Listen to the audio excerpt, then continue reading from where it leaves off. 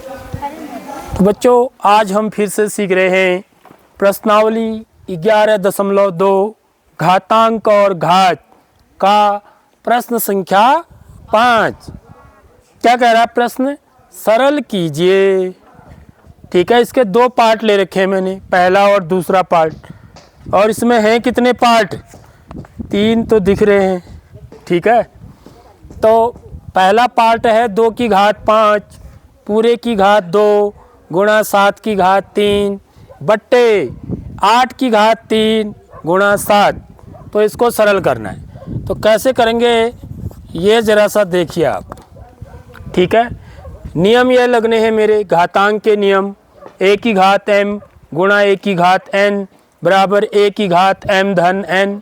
a की घात m भागा a की घात n बराबर a की घात m ऋण n। तीसरा नियम a की घात m पूरे की घात n बराबर a की घात m गुणा n यानी कि mn। ठीक है, अगला चौथा नियम a की घात ऋण m बराबर 1 बट्टे a की घात m। तो इनका इस्तेमाल करते हुए हमें इनको सरल करना है, क्योंकि ये भी घातों के रूप में ही लिखे हुए हैं। ठीक है, तो सबसे पहले यहाँ पर देखिए 2 की घात 5 पूरे की घात 2। ठीक है, तो इसमें कौन सा रूल लगा देंगे बच्चों हम? थर्ड वाला। a की घात m पूरे की घात n बराबर a की घात m गुणा n। तो ये क्या हो जाएगा? 2 की घात 5 गुणा 2 हो जाएगा। ये और ये गुणा हो जाएंगे। ठीक है, आगे बात समझ में। अब यहाँ पर देखिए 7 की घात कितनी है? 1। समझ रहे हो बात? 7 वाला ले लो आप पहले, क्योंकि यहाँ तो जो आधार है 2 है, ये 8 है, लेकिन यहाँ पर आधार समान है। देखो ये है नहीं है?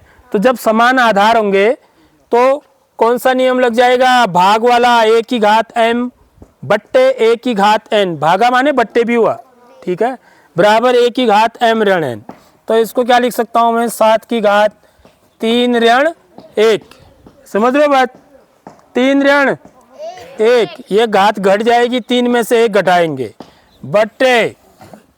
अब देखिए ये जो है ना, देखो बच्चों ये तो अभाज्य संख्याएं हैं, है ना? लेकिन क्या ये भी अभाज्य है? नहीं है। यानी कि इसके मैं अभाज्य गुणनखंड निकाल सकता हूँ। 8 के अभाज्य गुणनखंड क्या होंगे? कोई बच्चा बता सकता है? 2 गुणा 2 गुणा 2 क्या होंगे? 2 गुणा 2 गुणा 2, ये अभाज्य गुणनखंड हुए। समझ रहे हो कैसे निकाले? ये 2 चको 8, 2 2 दूनी 4, 2 एकम 2। समझ आ गई बात? इसमें पूरे की घात 3, बस 7 का तो कर दिया ना मैंने काम। ये समझ रहे हो? तो ये कितना आ जाएगा बच्चों? थोड़ा यहाँ पर लिख लेता हूँ ये वाला स्टेप, अगले वाला। तो 2 की घात कितना हो जाएगा? ये 5 दूनी 10 गुणा 7 की घात 3 में से 1 घटाएंगे 2 बट्टे, यहाँ पर इसको कितना लिखेंगे? 2 की घात कितना लिखेंगे बताओ? 2 की घात 3। आगे बात समझ में? क्योंकि यहाँ पर भी घात कितनी है? 1 है, कोई घात नहीं है तो घात 1 है। तो आधार समान है तो घातों को जोड़ देंगे। 1 धन 1 धन 1 कितना हो गया? 3। 2 की घात 3 पूरे की घात 3। ठीक लो, देख लो इसका भी आधार 2 बन गया। अब समझ रहे हो बात? इसीलिए किया हमने इसको, ताकि इसका आधार 2 बन जाए, तभी तो मैं इसके साथ कर पाऊंगा ना, इसमें घातांक का नियम लगा पाऊंगा। तो अब ये कितना हो जाएगा? देखिए अब मैं यहाँ लिख रहा हूँ अगला स्टेप। 2 की घात 10 गुणा 7 की घात 2 बट्टे, फिर कौन सा नियम लगेगा? तीसरा वाला। a की घात m पूरे की घात n बराबर a की घात m गुणा n। ठीक है, तो 2 की घात कितनी हो जाएगी बच्चों? कितना हुआ फिर? 3 गुणा 3 9, 3 3 9। आगे बात समझ में? अब देखिए, अब इस पर फिर अब देखो इनके आधार समान हो गए। अब इस पर घातांक का नियम लग जाएगा। कौन सा? a की घात m बट्टे a की घात n, तो बराबर 2 की घात कितना हो जाएगा? m ऋण n 10 ऋण 9। हरी बात समझ में? क्योंकि इनके आधार समान है। गुणा 7 की घात 2 कितना हुआ बच्चों? 7 का वर्ग, 7 की घात 2 का मतलब क्या होता है? वर्ग। तो 7 की घात 2 कितना हुआ? 49। 7 गुणा 7, समझ रहे हो बात? 7 की घात 2 का मतलब क्या हुआ? 7 गुणा 7, समझ रहे हो? इसमें घातांक के रूप में नहीं लिखना उत्तर, पूरा सरल करो कह रहा है, तो हमको पूरा सरल करना है। तो यहाँ पर 10 की घात 2 की घात तो कितनी होगी? 1। 2 की घात 1 का मतलब कितना हुआ? 2 ही हुआ। 2 गुणा 7 गुणा 7, इनको गुणा करो, गुणा करके जो आएगा वही उत्तर है। ठीक है, कितना हुआ? 2 सत्ते 14, 14 सत्ते कितना होता है? 64, 14 7 जा, हाँ 98, 98 आंसर हो जाएगा। 64 98, ठीक है। अब देखिए बच्चों, इसका सेकंड पार्ट है 25 गुणा 5 की घात 2 गुणा टी की घात 4 बट्टे 10 की घात 3 गुणा टी की घात 4। तो यहाँ पर तो देखो ये टी है, आधार समान है, तो ये तो मेरा बहुत आसान हो जाने वाला है। ठीक है, बाकी देखिए 25 जो है इसके गुणनखंड निकाल सकते हैं हम, 10 के भी निकालेंगे और 5 के नहीं निकलेंगे, समझ रहे हो बात?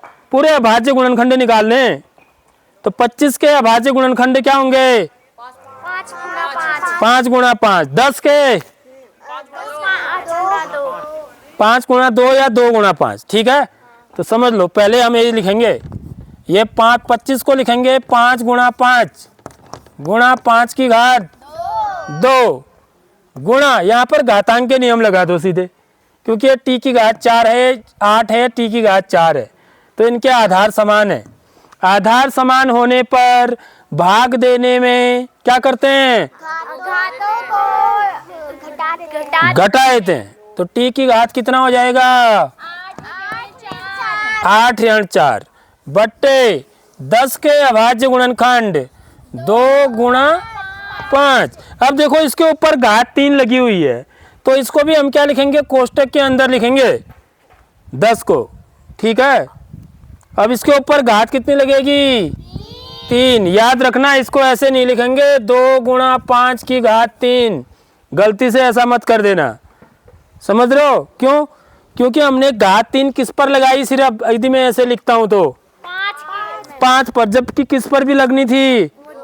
2 पर भी लगनी थी, क्योंकि 10 जो है 2 गुणा 5 हुआ ना 10, समझ रही बात? इसलिए क्योंकि 2 पर भी लगना है, 5 पर भी लगना है, इसलिए इसको किसके अंदर लिखा जाएगा? ठीक है, आ रही बात समझ में? अब देखिए, अब ये कितना हो जाएगा? देखो जरा सा, ये 5 की घात कितनी है? 1। 5 की घात 1, तो 5 की घात कुल कितनी हो जाएगी? घातांक के नियम से a की घात m गुणा a की घात n गुणा a की घात p बराबर a की घात m धन n धन p।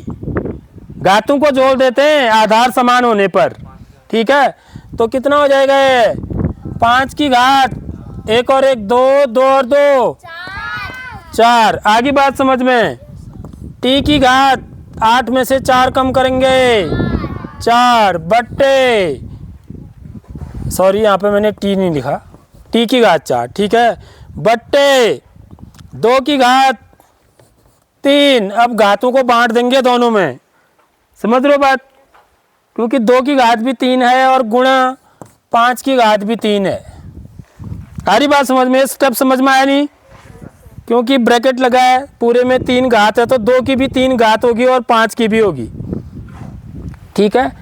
अब इससे क्या फायदा होगा हमको? देखिए ये इसका आधार समान है, देखो ये, तो यहाँ घातांक के नियम लग जाएंगे। ये 5 की घात 4 है, 5 की घात 3 है, तो घातांक का नियम लगाएंगे तो 5 की घात क्या हो जाएगा? 4 ऋण गुणा टी की घात 4 बट्टे 2 की घात 3। 2 की घात 3 कितना हुआ बच्चों? उसको घातांक के रूप में नहीं लिखते अब हम, ठीक है, गुणा करके लिख देते। 2 की घात 3 का मतलब 2 गुणा 2 गुणा 2, तो ये कितना आ गया? 5 की घात 4 ऋण 3 कितना हुआ?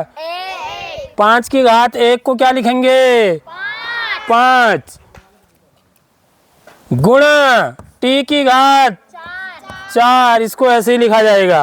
और इनको गुणा करो, कितना आएगा? 2 गुणा 2 गुणा 2 8, तो 5 बट्टे 8 हो गया है। बट्टे 8 लिख सकते हैं टोटल के नीचे।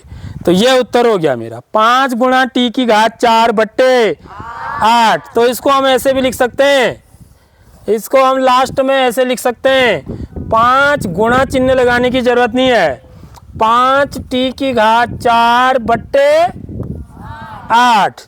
समझ गए बात बच्चों?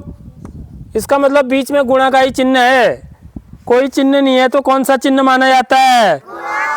गुणा का। ठीक है, यदि यह गुणांक है इसका और यहाँ पर चर है तो इसके बीच में हमेशा गुणा का चिन्ह माना जाता है। तो यहाँ पर गुणा का चिन्ह लगाओ या न लगाओ एक ही बात है, लास्ट में ऐसे लिखना चाहिए वैसे। ठीक है, आई समझ में कैसे किया सवाल?